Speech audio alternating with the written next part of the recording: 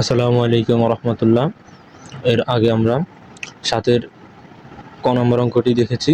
এখন আজকে ৭-এর খ এবং গ নম্বর অঙ্কটি ইনশাল্লাহ দেখব। এখন ৭-এর খ নম্বর অঙ্কে উপর আছে সেক থিটা, নিচে by cos theta minus ten by cot A. এখন আমাদেরকে প্রমাণ করতে হবে ওয়ান। এখন আমরা একটু চিন্তা করি, ওয়ান করতে হলে আমাদেরকে কী করা লাগবে। আমার ধারণা মতে এখানে বর্গের সূত্র যেগুলো আছে ওগুলো করতে হবে। সো আমরা একটু ওদিকে যাওয়ার চেষ্টা করি।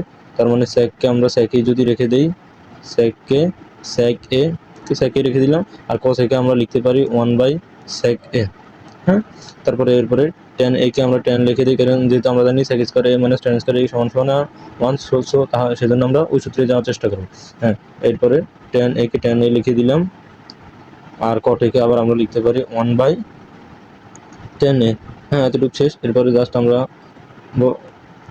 কি বলে বাঘ আছে যেহেতু, সো বাঘটাকে আমরা গুণ আকারে নিয়ে যাই। গুণ আকারে নিয়ে গেলে সেটা সাধারণত উপরটা নিচে চলে যাবে এবং নিচেরটা উপরে চলে যাবে। সো ওয়ান যেহেতু উপরে আছে সে ওয়ান চলে আসবে নিচে, আর সেক এ নিচে আছে সে চলে যাবে উপরে, আর নিচে মাইনাসের মাইনাস, আর টেন এ কে আমরা টেন এ লিখে দিব, আর ওয়ান বাই টেন এ কে লিখে দিব। এটা উল্টে গেলে আলটিমেটলি টেন